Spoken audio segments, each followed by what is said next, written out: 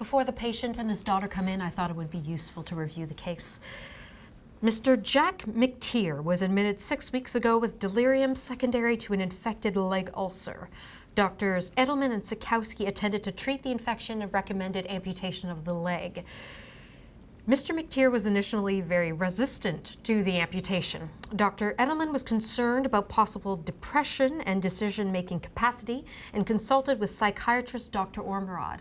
Dr. Ormerod thought that Mr. McTeer was capable of consenting to treatment, and with time, Mr. McTeer agreed to the operation. The amputation was done 5 weeks ago. Mr. McTeer's supportive daughter lives far from him, and his ability to care for himself, given the rapid decline he experienced prior to hospitalization, is cause for concern as we near his discharge back into the community. So, we're all here today to talk about a discharge plan for Mr. McTeer. There are concerns that he won't be able to care for himself and would need supports in the community, like home care. So, does anyone have anything to contribute before we let Mr. McTeer and his daughter come in? Things that we feel shouldn't be said in front of them. Dr. Edelman, you're his primary hospital physician. Why don't you start? Sure. Well, I have come to know Mr. McTeer fairly well. He is a stubborn, tough farmer who really values his independence. When I first saw him, he was clearly delirious. When that cleared and we were into getting consent for the amputation, he said yes, and then no, and then yes again, and so forth. And he has so far been unwilling to consider housing options. I think he understands the possible consequences of going home. However, I do not believe that he's ready. And I'm not at all sure that making the poor decision of wanting to go home indicates that he is in fact competent. He and his daughters have had some arguments about this, with no resolution as of yet. On a positive note, well, he is stable and on oral meds. That helps. But I'm also worried about his daughter, Penny. She seems to have become more anxious and is caught between feeling responsible to find a solution and not having a plan. She's going to need as much support as her father. So, Dr. Edelman, if Mr. McTeer insists on going home, can we refuse him? No, we can't. We can point out all of the problems, but ultimately it is his choice. Okay. How about his ability to cope independently? Jennifer, you've assessed him. Yes, as the occupational therapist on this case, I have assessed his ability to cope independently, although I haven't seen his home. He has better skill at transferring than I thought he would. He is still quite strong in the upper body. However, he is not stable on crutches. I'm not sure he could manage food preparation, and of course he can't drive, so he would need home care support for a lot of his daily activities. I did assess his ability to cook, to tend to his hygiene, and to dress himself, and he would need lots of support. Okay. I think he could potentially be safe at home, but only with the adequate support.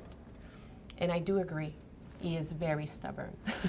And he is unwilling to consider any alteration to his lifelong routine. We could put in medical alert systems and hire personal support workers. Yeah. That would cost money, though. We'll have to talk about that with Mr. McTeer. Craig, you've known him for longer than any of us. Do you think he can cope? Well, I would like to thank you for asking me to come to this meeting. So often we get the discharge letters without having given any input. I'm a little more optimistic about Jack. He was able to take his medication, and now that he's on oral rather than injection, that helps. And also we have reasonable home care in our area. I'll be able to check on him by phone. I could even do the odd home visit. And you know what? I agree about his daughter seeming more anxious. Thanks, Craig. I have the information on discharge options here. So let's invite Jack and his daughter in to review them together.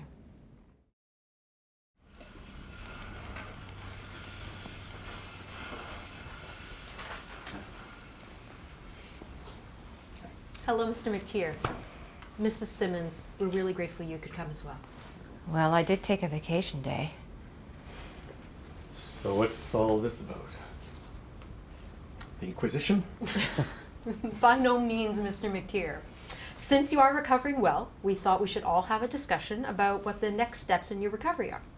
We call it discharge planning. That's easy. I want to go home. No discussion necessary. We know that's your wish, Mr. McTeer. However, we have some real concerns about your safety and your ability to care for yourself now. Have you thought about how you would cope? I can get around all right in this wheelchair here at the hospital. I can do the same thing at home. Mrs. Simmons, before your father got sick, you were visiting about, what, every 2 weeks or so? If he needed more help, would you be able to cope? Well, I don't know. Takes me the whole day just to drive over, do the laundry, get groceries, do a bit of cleaning. Dad, have you thought about someplace else to live? Maybe a retirement home close to me so I could visit more often. Yes, we have talked about that. There are some nice places. They do cost money. However, putting in personal support care workers at home is also costly, and you would have to buy a wheelchair. And Mr. McTeer, it will take a while for you to get a prosthesis and learn to walk again. I just don't think that you'll be safe living at home alone until then. You're all ganging up on me. What you don't understand is that a retirement home sounds worse than death to me. You don't know what it's been like for me in this hospital. I'm very grateful. I just want to go home. We understand, Mr. McTeer, but there is a lot of support available, and we will certainly give you as many resources as possible. Your daughter and all of us here, we just basically want you to be safe and well, Mr. McTeer. Let's see if we can find a solution.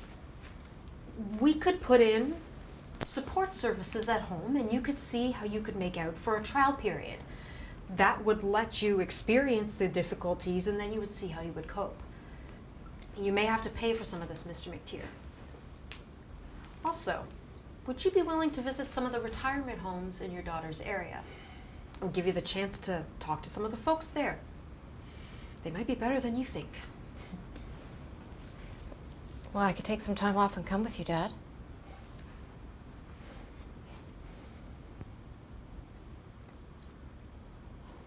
Okay, we can talk about it and we'll see how it goes. That's great. Where do we start?